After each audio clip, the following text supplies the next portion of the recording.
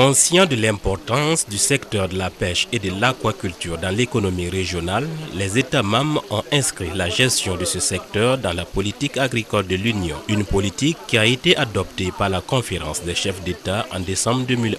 Pour la mise en œuvre effective des actions de cette politique agricole, notamment le secteur de la pêche, les États membres de l'Union ont adopté en 2007 un plan d'aménagement concerté des pêches et d'aquaculture au sein de l'Union économique et monétaire ouest-africaine UEMOA. Si on prend la pêche au niveau mondial et les pays de l'UEMOA ne sont pas en reste, la production de la pêche de capture stagne depuis quelques années. Au moment où la demande est tirée par la croissance démographique, augmente. Du coup, il y a un gap de besoins en poisson au niveau régional et ce gap ne peut être comblé par les importations ou par la production nationale. Et les importations nous importent des produits venant d'ailleurs qui sont souvent de très mauvaise qualité. Il est important de stimuler la production nationale. Et cette production ne peut venir que de l'aquaculture. Élever le poisson pour produire, non seulement pour nourrir les populations, mais aussi pour gagner de l'argent. La mise en œuvre de ce projet à plusieurs axes devrait conduire à une gestion efficiente et durable des ressources halieutiques de l'espace communautaire. C'est pour mieux expliquer ces projets et programmes aux différents acteurs du milieu que la Commission a récemment organisé à Ouagadougou un atelier régional de concertation sur l'aquaculture. Un des maillons fondamentaux du développement des filières agricoles, c'est la recherche, le premier maillon d'ailleurs. On ne peut pas améliorer l'accès des intrants si on ne les met pas au point. Et celui qui les met au point, c'est les structures de recherche. C'est la raison pour laquelle la Commission a compris que le premier maillon pour développer le secteur de l'aquaculture, c'est la recherche. Et on a commencé par la recherche pour faciliter l'accès aux producteurs à ces semences de qualité. La plupart des producteurs, certains d'entre eux, allaient à l'étranger pour s'approvisionner de ces semences. Maintenant, si l'on dans l'espace UEMOA, en termes économiques, ça va réduire les frais et les coûts de production et du coup, ça va améliorer la rentabilité et leur compétitivité au niveau régional, mais au niveau extra-communautaire. Les ressources halieutiques de l'Union subissent toujours une forte pression due à une demande trop élevée en raison de l'accroissement démographique constaté dans tous les pays de l'Union. Même les pays côtiers s'investissent fortement dans l'aquaculture, considérée comme l'une des alternatives viables face à la stagnation de la pêche de capture. Certains pays comme le Sénégal, la Côte d'Ivoire, à l'instar des pays sahéliens, ont mis en place des programmes nationaux en faveur de l'aquaculture. Nous sommes au Sahel et généralement, notre terrain est sablonneux. Alors, on a mis en place une technologie basée sur le plastique qui permet de retenir l'eau. Et là, les opérateurs commencent à se manifester pour développer ce type de technologie. Donc, dans des bassins plastifiés pour élever du poisson. Sinon, avec le projet, nous avons une station d'alvinage qui permet de nous fournir les petits poissons. Et là, en bassin plastifié ou dans les mares, nous sommes en train de développer donc, la production de poissons. Donc ce sont ces types de structures que nous retrouvons chez nous. Il y a aussi des étangs en terre classique qui se font à l'intérieur des aménagements agricoles situés le long de la vallée du fleuve Niger, qui font aussi l'élevage du poisson. Mais le bassin plastifié est beaucoup plus important chez nous à cause de la nature de notre sol qui a un caractère sablonneux. C'est quand on ne vit pas dans un milieu qu'on pense que c'est facile. Il faut dire aujourd'hui que la pêche a connu les limites dans la plupart des pays dans le monde. La plupart des pays dans le monde, la pêche aujourd'hui présente des limites. La pêche aujourd'hui, les productions de pêche vont stagnantes. Donc il est difficile aujourd'hui de faire face à la forte demande des poissons, disons des produits halieutiques, la pêche ne peut pas suffire. Donc il faut trouver une alternative pour pouvoir suppléer vraiment les besoins qui vont très croissantes. C'est ce qui fait que la Côte d'Ivoire a positionné l'aquaculture comme une alternative. Cependant, pour développer l'aquaculture au niveau régional, le défi à relever reste la disponibilité et l'accessibilité des semences améliorées au profit des acteurs du domaine. C'est dans cette mesure que la commission de l'UEMOA s'investit depuis quelque temps dans la recherche de semences améliorées afin d'assurer la disponibilité des stocks génétiques au profit des producteurs de l'Union.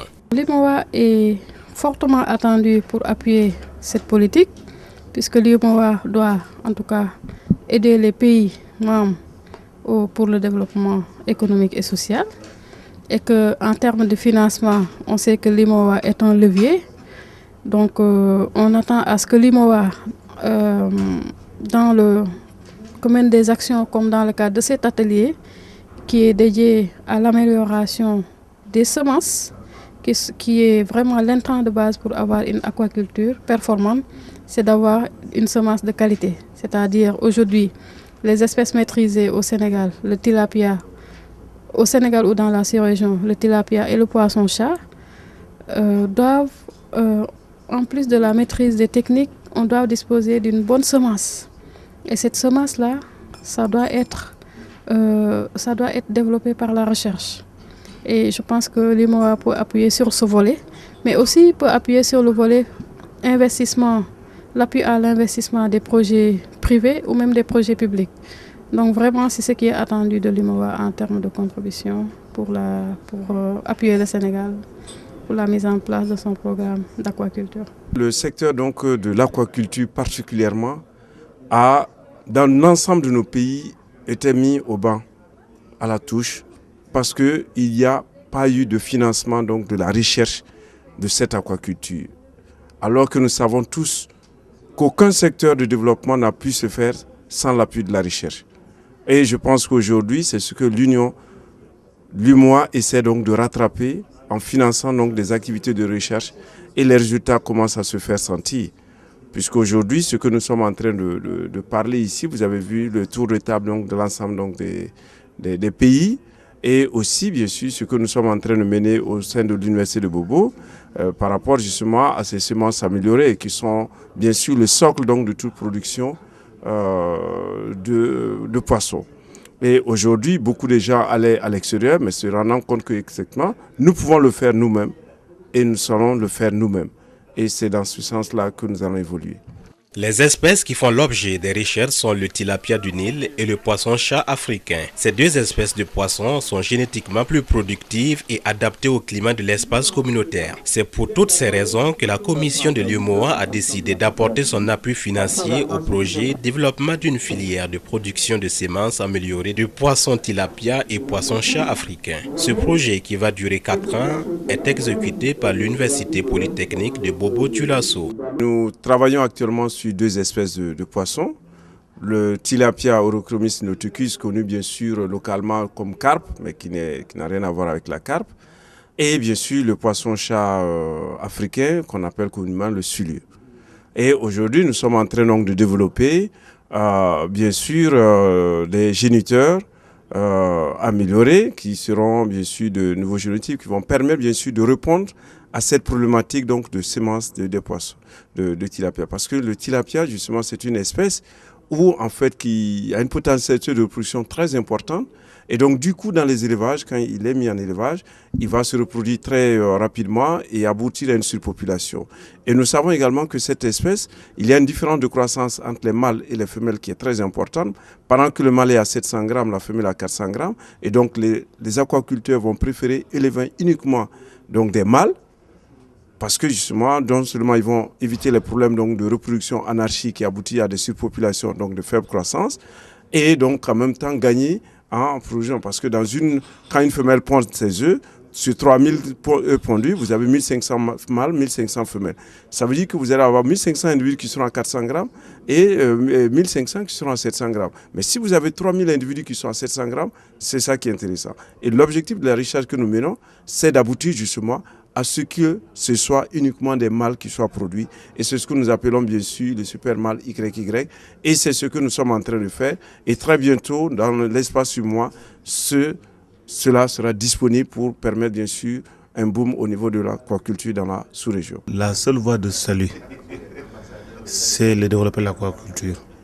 Il y a deux choix à faire. Soit on dépend des importations, soit on booste la production aquacole pour satisfaire les besoins en produits halieutiques au niveau de l'espace UEMOA. Et je pense aujourd'hui, les États ont compris, les autorités publiques ont compris ce besoin de développer l'aquaculture, et au niveau de l'ensemble de nos États, il y a eu des volontés manifestes d'accompagner ce sous-secteur. Au niveau régional aussi, la commission de l'UEMOA a compris la nécessité d'accompagner ce sous-secteur, et des efforts sont en train d'être pris pour adresser ces problématiques de portée régionale, dont la production de semences, mais aussi la production d'alevins, en passant par les centres de recherche. Mais produire des alevins aussi ne suffit pas, mais il faut pouvoir aussi se mettre en place les capitaux d'investissement. Et c'est là où le Fonds régional de développement de l'agriculture est important, qui va permettre au secteur privé régional d'accéder au financement pour mettre en place les investissements nécessaires et booster la production. L'atelier de Ouagadougou a été une tribune d'échange où les participants ont présenté leurs différentes expériences. Ils ont aussi salué l'initiative de la commission de l'UEMOA qui entend mettre des semences de qualité à la disposition des différents centres de recherche de l'Union afin de booster le secteur de l'aquaculture et de la pisciculture dans l'espace communautaire.